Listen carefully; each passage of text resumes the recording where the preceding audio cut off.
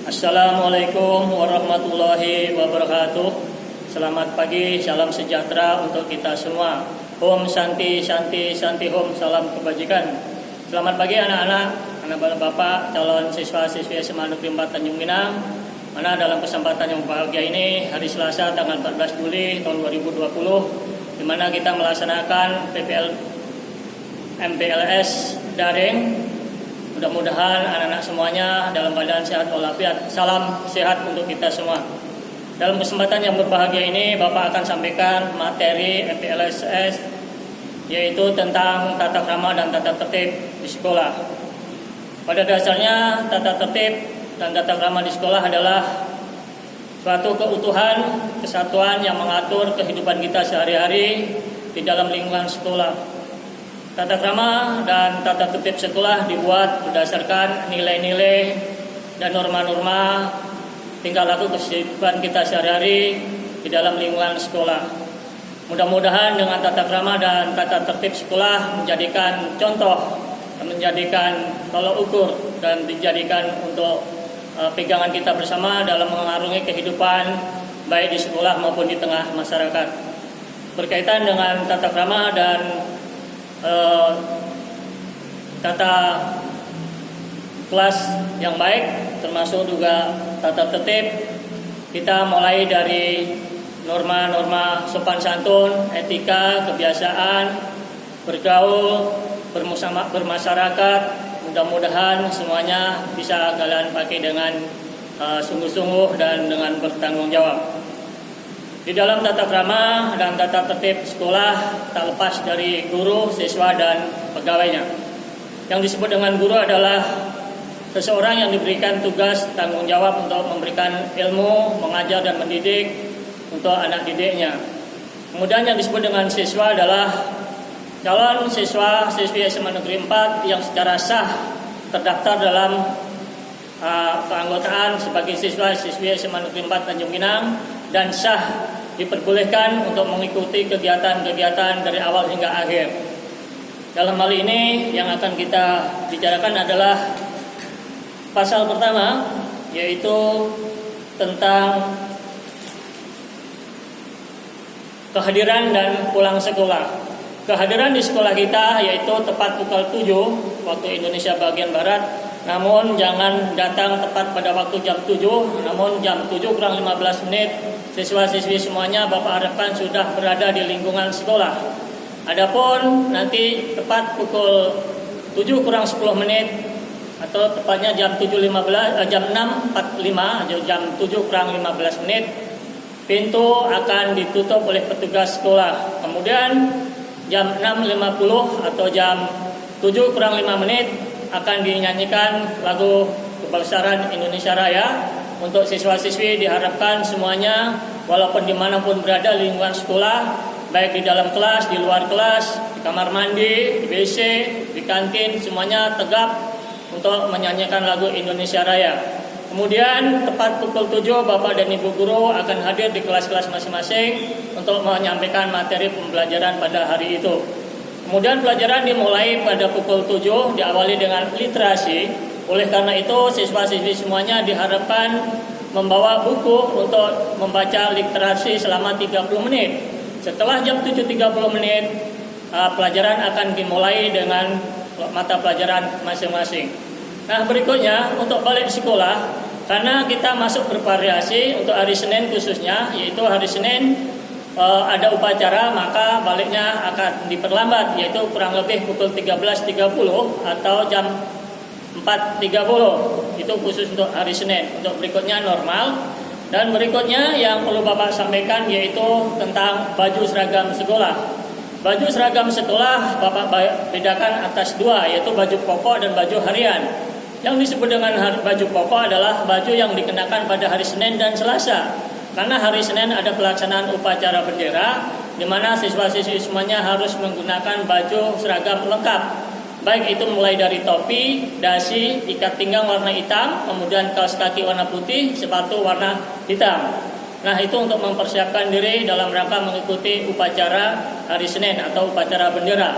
Kemudian untuk hari Rabu, Kamis, Jumat, Hari Rabu menggunakan baju seragam batik yang sudah ditentukan oleh sekolah, yaitu di atas pakai baju batik, di bawah pakai baju dan rok hitam, dan pakai kaos kaki berwarna putih, sepatu berwarna hitam.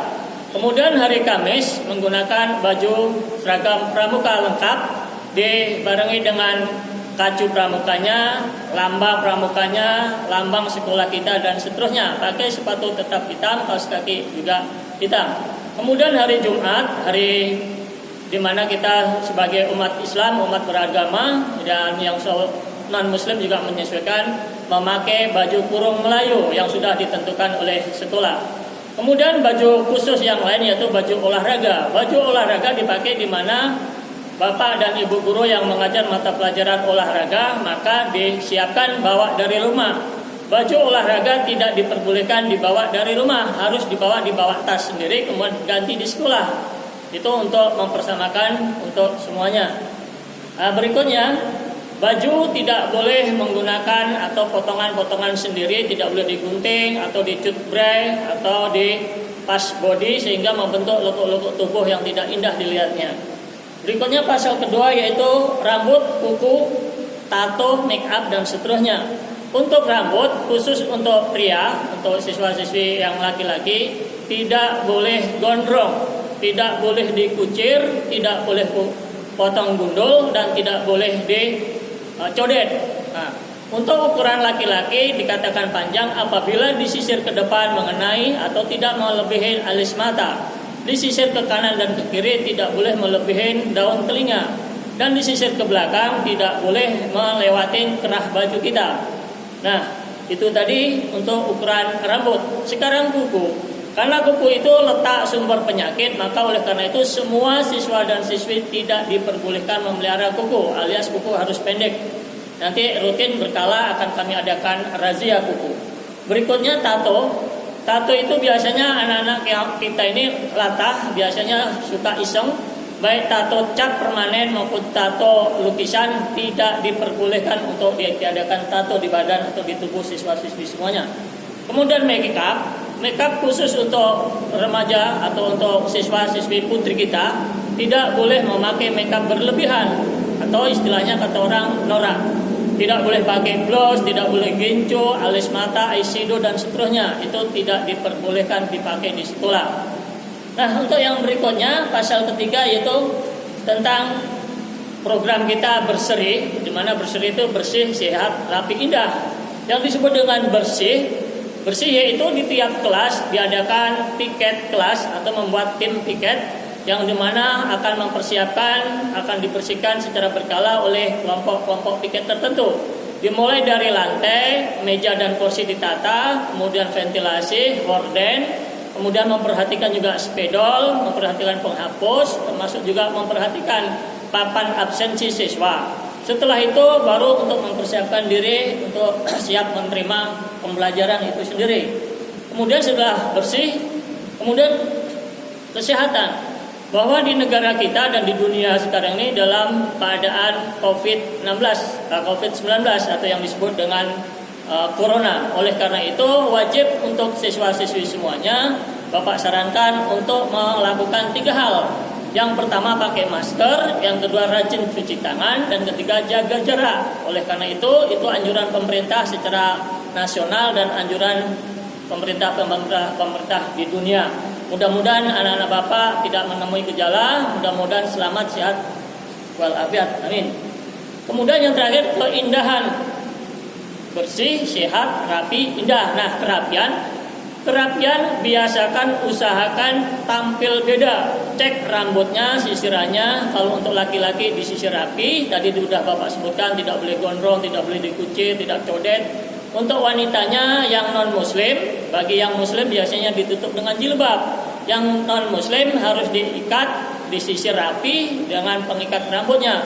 Itu tadi. Nah, yang keindahan, mudah-mudahan anak-anak semuanya bisa mengimplementasikan keindahan di ruang atau di luar.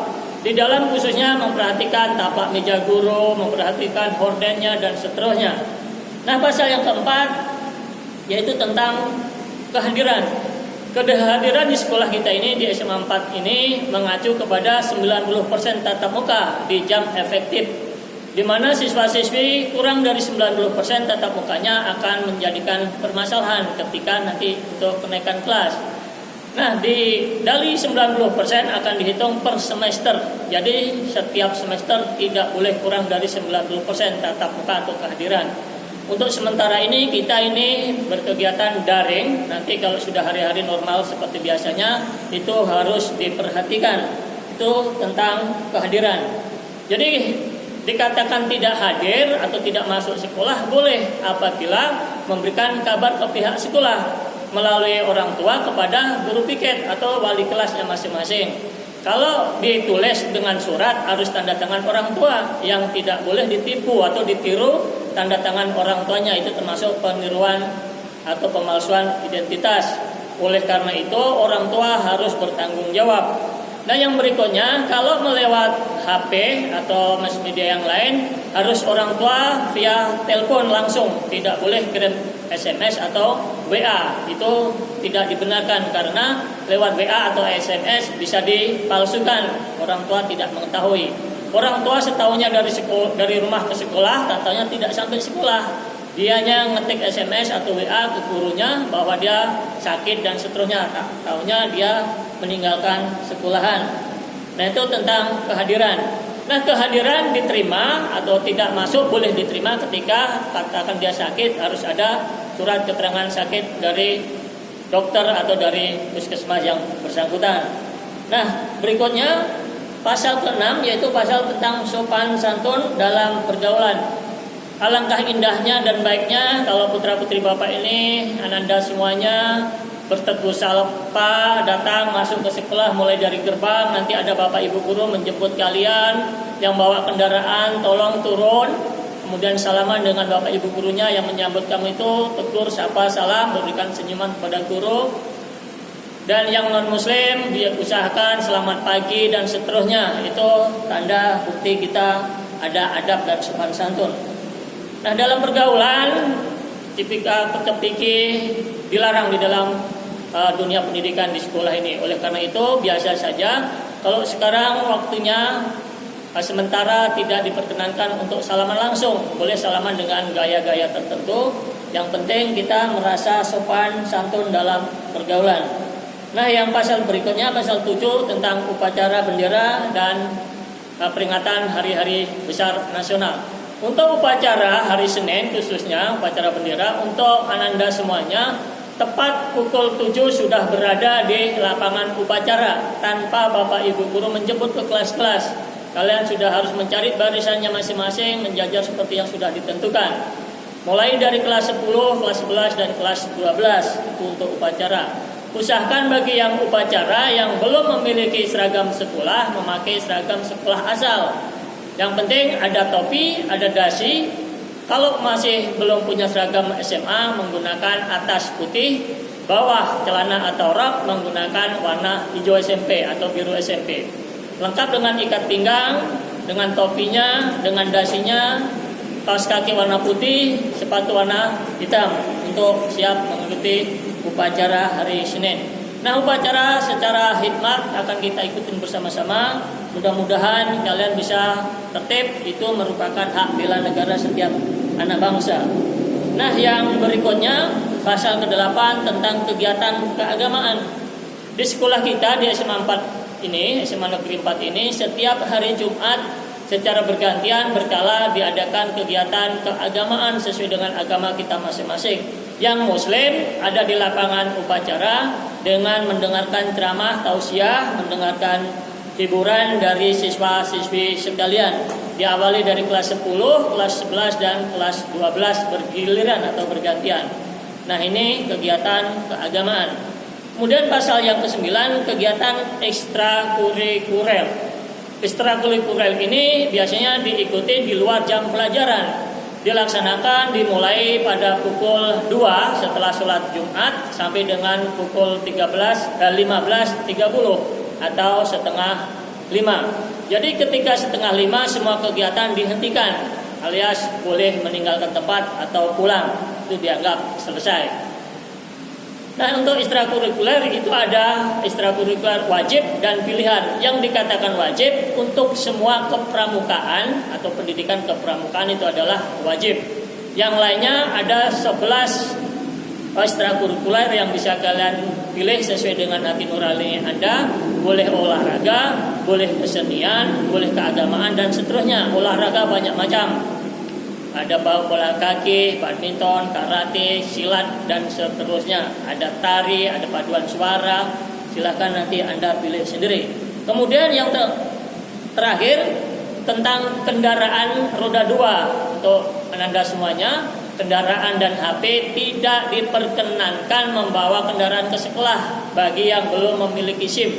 Yang sudah memiliki SIM boleh untuk membawa ke sekolah asal masuk diparkirkan dengan yang tertib. Baik, untuk kendaraan yang sudah ini polisi mewanti-wanti kepada kita tidak boleh melepas plat nomor motor, tidak boleh melepas spion. Kemudian lampu sen harus ada, harus memegang SIM dan STNK, itu baru diperbolehkan membawa kendaraan ke sekolah. Nah, yang terakhir tentang HP. HP diperbolehkan dibawa ketika seorang guru memerintahkan Ananda semuanya untuk membawa HP dalam rangka menunjang proses pembelajaran atau proses belajar mengajar. Dimana kalau guru tidak memerintahkan, Ananda semuanya tidak diperbolehkan membawa HP di sekolah, karena nanti pihak sekolah akan mengadakan razia secara berkala, berurutan akan kita tag baik isi maupun semuanya yang ada di dalam perangkat HP-mu itu. Nah, sekarang yang pasal yang ke-11 itu tentang larangan. Siswa-siswi Ananda semuanya yang sudah dikatakan diterima di SMA kita ini tidak boleh meninggalkan sekolah ketika sekolah belum selesai. Artinya tidak boleh loncat pagar, memberi atau membeli makanan di luar sekolah. Nanti kalau ada apa-apa siapa yang tanggung jawab. Kemudian nyebrang jalan tanpa izin satpam atau guru piket itu sangat dilarang. Kemudian dilarang untuk membawa alat kosmetik, dilarang lagi untuk bolos, misalnya loncat pagar dari belakang untuk meninggalkan sekolah. Nah, yang terakhir tentang sanksi.